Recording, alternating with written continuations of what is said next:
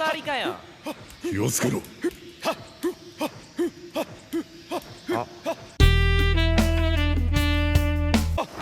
なんか俺いけそうな気がするよ。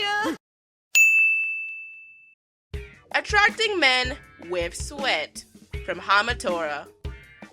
Well, he seems to be having fun over there. In order to activate his power, he has to do that. What more do I need to say, people? He attracts men with sweat. And just men, mind you. Get some kick-ass girl power to stomp his ass, and he's done. The end. 1, 2, 1, 2, 1, 2. Feel the burn! Seriously? Sweat. Sweat? One of the most nasty, vile, grossest materials on our body is your milkshake that brings all the boys to the yard. I get seduction can be a powerful tool, but sweat. Sweat? You couldn't have gone the traditional and kind of cliche smell route, Hamatora? Look, I get wanting to be creative, but sometimes the gross factor outweighs the cool factor. Yo, Hamatora creators, have you ever worked outside in Florida and come back in drenched in sweat? Ain't nobody want that shit. All they'll want to do is shower you in soap and water before they shower you in kisses. Number 7. Remind me again what this show has?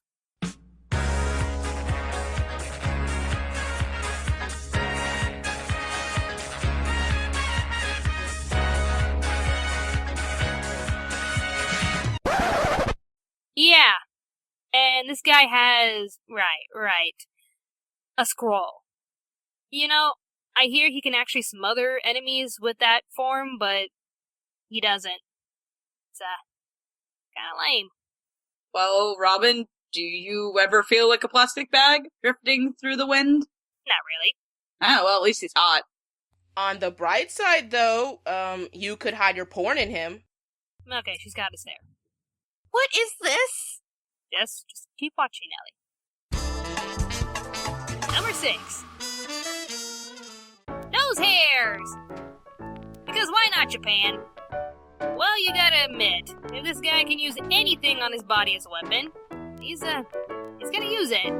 Let's see what we've got here. We've got nose hair barrier, nose hair shake fist, squeezy nose hair. Ooh, here's one for armpit hair, called burning. Nose hair rings, nose hair alley, stomach hair men, nose hair violent fist, nose hair bazooka, hell nose hair drop, nose hair bridge, and I think you get the picture from here. Oh, Bobo, you sweet, scary thing from my childhood. Nose hairs? Of all the body parts to pick, you picked this. Crazy killer hair isn't anything new. But nose hairs, why? You know what? JoJo's took up all of my tolerance for this crazy bullshit. Hashtag nose hairs. Competing with tentacle porn since 1996. That's it, I'm out. See you at the next entry. You still with us, Ellie? The Number 5? Wait, there's lane powers in Dragon Ball Z? Oh, come on, there's Kamehameha, Destructo Disc, Gallic Gun... Oh, that one. I found this one! Okay, Ellie, calm your tits. For everyday practical use, this one's actually kind of useful. Want a cute new beach outfit? Bam! Need clothes because you don't want to do the walk of shame? Gotcha! Want to beat the shit out of Frieza? Well then you're kind of screwed. All the clothes Beam did was close some naked Gohan butt twice. For God's sakes, Piccolo, why do you even have this damn thing? Couldn't that spot on your powers list gone to something useful like making the Goku a better dad Beam? Or, fuck this shit, I'm gonna make this fight like last one episode Beam. Anyway, the clothes Beam. Oh, come on, why do you even have this thing? Honey, if you're in a tight pitch for a new attire, Piccolo's your man for the latest in the Mekian fashion, baby. You just gotta work it, girl. And this glorious power could be yours and more for the low price of 99.99 mesos. Oh, so it's over 9,000. I hate all of you. Number 4.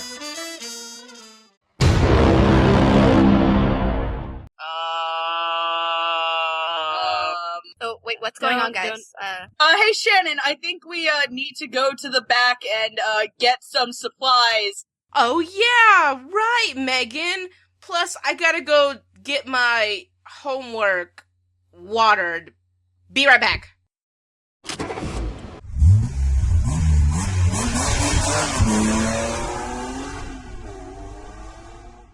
Robin. Well, what do you want to be when you grow up, kids? Well, guess what? That's your superpower to help defend the dreams of other children. My power is privilege! Ellie, No. this No. is No. your time to shine. No. Kananari Shugo Kara! Did you just say that anime? Commencing Super Saiyan Ellie mode in 3, 2, 1.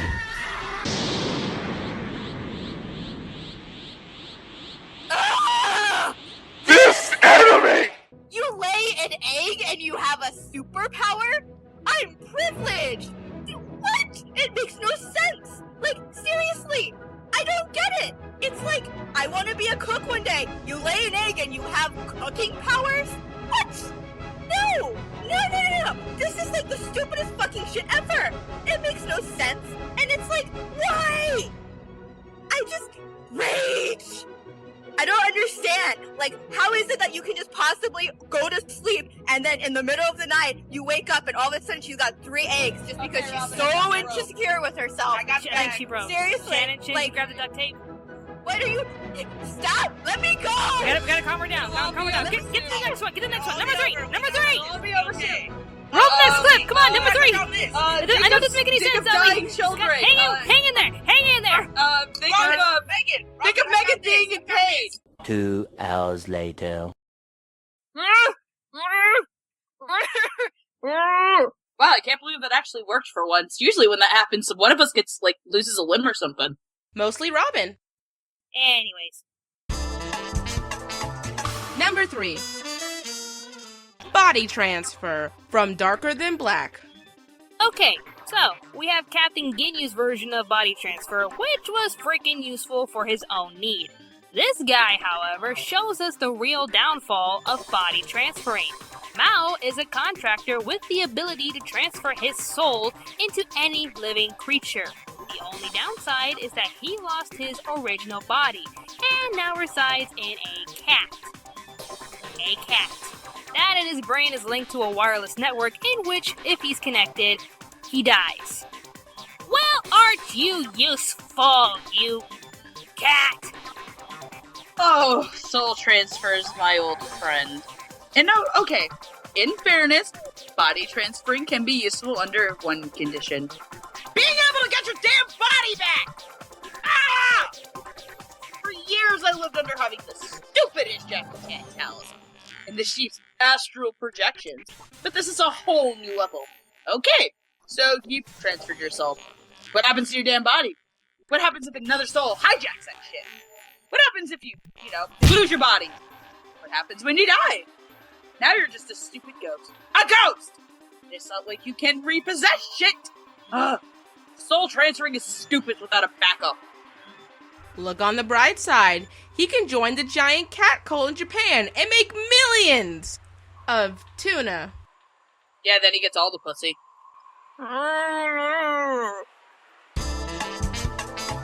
Number 2. Ladies, if I may, this one is all mine. Go right ahead. Yes, you may proceed. I thank you, Ellie. Captivating eyes from Mekaku City actors. Oh, Mekaku City actors, and by extension the Kaguro Project, you were actually really creative. By linking powers to eyesight, you actually made some rather cool things, like being able to go invisible, mind reading, illusions, for some reason digital immortality, lesser Medusa powers, and being able to see really far away. Okay, so the last one is kind of silly, but it's useful. See Shina from Yona of the Dawn for that. But then there's Momo Kisaragi. Oh, Momo. Poor Momo. What power did you get? Robin. Thank you. Everyone, look at me! I'm staring at you. Okay, stop that. That's creepy. Is it now? I'm staring at you. I know where you sleep. Shut up, Ellie. No one asked you. Now, I know the Power Lottie and Mekaku City actors thrives off the you get what you wish for kind of thing, but even Momo's is cruelly useless. Just because she wanted to be noticed, she has to have everybody look at her because she can't control it, and even has to have her powers canceled out by Kiddo. In fact, only once throughout the whole series is it useful, and that's depending on which version of Moon Viewing Recital you're watching. In the anime, it's good for getting Mary and Konoha to find them, but in the music video, it's literally used for cheering up a depressed Hevia to get access to his own better powers. So without backup, Momo is basically a sitting duck with everyone looking at her. I guess you wanted that sweet, sweet Kisaragi attention, and you got it in all the wrong ways.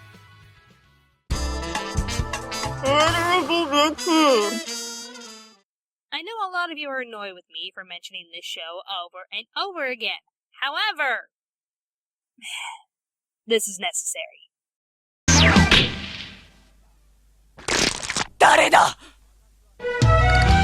私はタキシード仮面。泣いているばかりでは何も解決しないぞ。セーラームーン。そんなこと言ったって。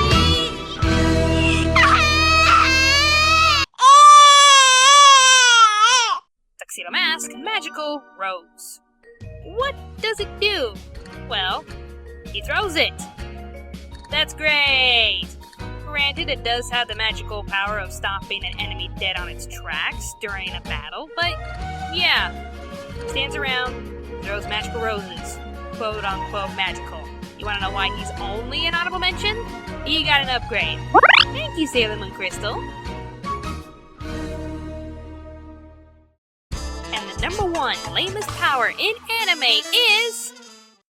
Picture, if you will, a life or death situation between an overpowered bad guy and a weakened hero. You sit at the edge of your seat, wondering how the hero will win. In some cases, it's a glorious fight to the end using everything the hero's got. In other cases, however, we get a pretty mushy, lame finish. And how do you ask? Heart! What she said. The power of love and friendship! Friendship! Ah yes, the most ass-pull power that everyone has. Like seriously, it's like Japan took the whole thing of Mati's heart seriously. And it's not like we're saying true love or friendship is stupid and unnecessary. We all need love and friendship, especially me, because I own a body pillow. What anime doesn't need is it for me a crazy ass-pull power modifier with no limits that comes out of nowhere. Gonna die? Friendship! Need to win that children's card game? Friendship! And the heart of the cards. Like, seriously, the whole idea of self-sacrifice for love and friendship is kind of dangerous, isn't it? The fact is, this power is more of an out-of-ideas ass-pull over being a concrete superpower. Hell, even when genuine love powers was a thing, like in Boy Boo, it was silly and over the top of that explaining. Just stop being lazy writers. Whether a shonen or a shoujo, this superpower is the explanation to all the overpowered plot conveniences that all otakus can't get their grubby little eyes over. If you happen to be facing the forces of evil, who's also taking way too long for a monologue, then you're in luck, my friend, because the power of love and friendship is just right for you. Brought to you in part by Plots to Go and Plots to Go Kids, fucking up good plot development since the beginning of time. This has to be, without a doubt, the lamest, mushiest, most uncreative way for any hero to win the battle. It's like the writers put a lot of effort into everything else in the show, except how it will end. How did Himeno defeat the Great Tree of Fenrir from Pre-Tier? Love and friendship! How did Maka defeat Asura in Soul Eater? The love and friendship punch! How did Sailor Moon defeat Galaxia and Sailor Moon Stars? Love and friendship! While being naked at the same time. To us, this is a lazy way to end the show. With Madoka Magica, they came up with a creative solution to the problem that seemed fitting to the show. With Fushigi Yugi, just when the situation was getting worse for the Suzaku Warriors, Yui turns it all around with how she used her last wish. It was impressive and pretty creative. We see a lot of creative solutions to defeat the enemy, but just harnessing the power of love and friendship just sounds pretty weak if you ask me. It's a power that anyone can use, can come out of nowhere, and it's just a quick and easy way to solve any problem. As cutesy and morally sound it may seem, the power of love and friendship is the lamest power in anime. So, which one of us is gonna rip it off? I guess I will. Ow! That hurt! Really, guys? Come on! Untie me already! This is ridiculous! Nah. Nah. Meh. I think we're just gonna leave you here till next month. You better leave me here with someone. Someone better stay with me. Sphincter! Sphincter! Well, she's done. Come on, Megan. You two stop! You two get back here right now! Sphincter!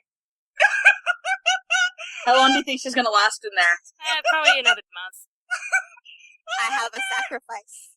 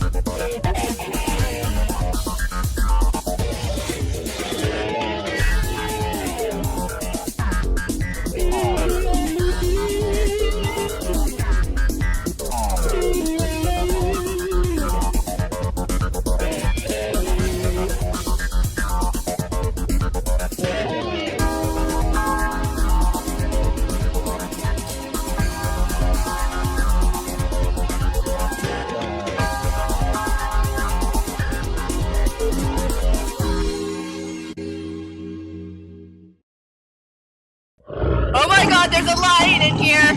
Oh my god, we have to untie you quick! Hey, Robin, weren't we supposed to give that lion back to Hatch? Whoops.